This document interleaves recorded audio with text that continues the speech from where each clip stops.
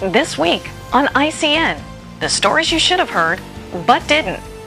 President Obama declares national emergency over swine flu. And has the CDC exaggerated its spread? Poverty still growing in America.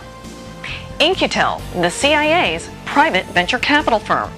Those stories and more next on Informed Citizen News.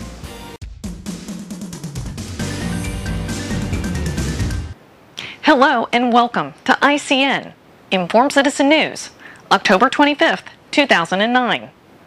This week, President Obama declared a national emergency for the H1N1 flu. The National Emergencies Act requires that when a president declares a national emergency, he must specify the statutory authorities to be used under such a declaration.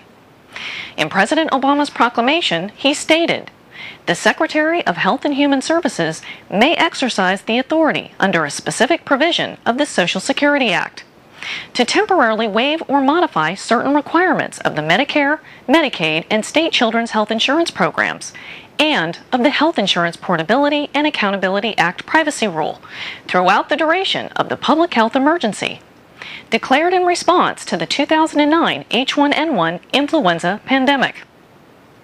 What does this mean?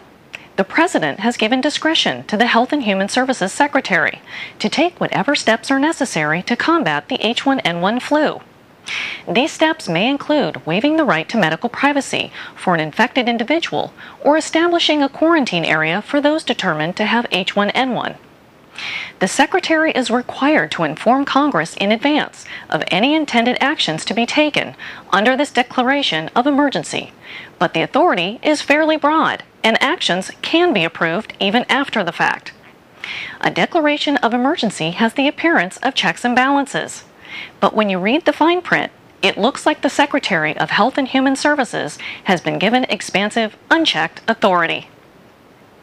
A few days after, a judge issued a restraining order to temporarily suspend New York State's mandatory healthcare worker vaccinations.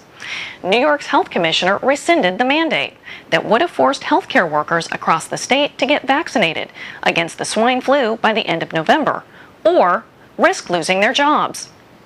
The health commissioner claimed that the decision to revoke the mandatory shot was due to the vaccine being in short supply. CBS News actually did some investigative journalism. In late July, the CDC abruptly advised states to stop testing for H1N1 and stop counting individual cases. The rationale given by the CDC was, why waste resources testing for H1N1 flu when the government has already confirmed there's an epidemic? CBS News requested the diagnosis stats from the CDC, but none were forthcoming. Even after a Freedom of Information Act request was filed, the CDC still did not provide the information. CBS then requested the same information from each of the 50 states. What they found out was the vast majority of cases were negative for H1N1 as well as the seasonal flu. Despite the fact that many states were specifically testing patients deemed most likely to have H1N1 based on symptoms and risk factors, such as travel to Mexico. With most cases diagnosed solely on symptoms and risk factors, the H1N1 flu epidemic may seem worse than it really is. The CBS report goes on to say that those who didn't have the H1N1 flu confirmed by a lab should go ahead and get the vaccine. That's where the good journalism stopped.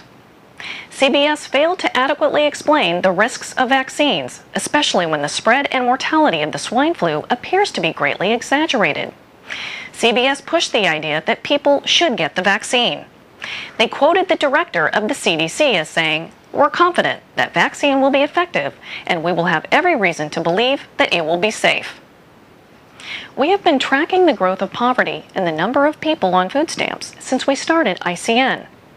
In the United States, 1 in 6 are now living below the poverty line, and some 36 million Americans are on food stamps, an increase of nearly 10 million over the past 2 years. Only 66% of those eligible for food stamps actually participate. In order to qualify for this food stamp program, there is an income limit of about $500 per month for each person in the household. In a sign that reflects the times, Costco, the nation's largest warehouse club chain, will begin to accept food stamps at its stores. Did you know that there is a government-sponsored cell phone program for people on welfare? The program is called SafeLink. It's run by a wireless company called TracFone. It offers a free phone to people who qualify for food stamps, subsidized housing, free lunch, or Social Security. The government, meaning you, pays for the phone plus 60 minutes per month. America's spy agencies want to read your blog posts, keep track of your Twitter updates, even check out your book reviews on Amazon, according to a Wired magazine report this week. In-Q-Tel, the investment arm of the CIA and the wider intelligence community, is putting cash into Visible Technologies, a software firm that specializes in monitoring social media. Visible crawls over 500,000 websites a day, scraping more than 1 million posts and conversations taking place on blogs, online forums, Flickr, YouTube, Twitter, and Amazon. Then the company scores each post, labeling it as positive or negative, mixed or neutral. It examines how influential a conversation or an author is. Finally, Visible gives users a chance to tag posts, forward them to colleagues, and allow them to respond through a web interface. Blake Cahill, a company senior vice president, says, "That's kind of the basic step. Get in and monitor, then try to determine who really matters." According to Stephen Aftergood, who tracks intelligence issues at the Federation of American Scientists, intelligence agencies or employees might be tempted to use the tools at their disposal to compile information on political figures, critics, journalists, or others, and to exploit such information for political advantage. That is not permissible, even if all of the information in question is technically open source. Here's some more information on In-Q-Tel, directly from their own website. Launched by the CIA in 1999 as a private, independent, not-for-profit organization, IQT was created to bridge the gap between the technology needs of the intelligence community and new advances in commercial technology. In-Q-Tel's mission is to discover, adapt, and deliver leading-edge commercial technologies that can enable the CIA and the broader U.S. intelligence community's critical intelligence work. IQT, as a private company with deep ties to the commercial world, is able to attract and build relationships with technology entrepreneurs outside the reach of the intelligence community. All of this to monitor what you say on sites like YouTube. Get ready for nuisance taxes now that the recession is hitting the state budgets hard. Frequently, the targets are out-of-state visitors who find themselves paying higher car rental taxes and hotel taxes, as they will in Orlando, Florida, Nevada, and Hawaii. The internet is also becoming a bigger target. New York recently implemented an Amazon tax, which will require small businesses to charge sales tax for goods they sell over the internet. The car toll for the Golden Gate Bridge in San Francisco, for example, jumped 20% to $6 last September. So get ready, America. Politicians are creative when attempting to separate you from your hard-earned money. As we close this week, we want to point you to 2 videos that are worth watching. First, Dylan Ratigan on his MSNBC show goes ballistic on the Wall Street banks.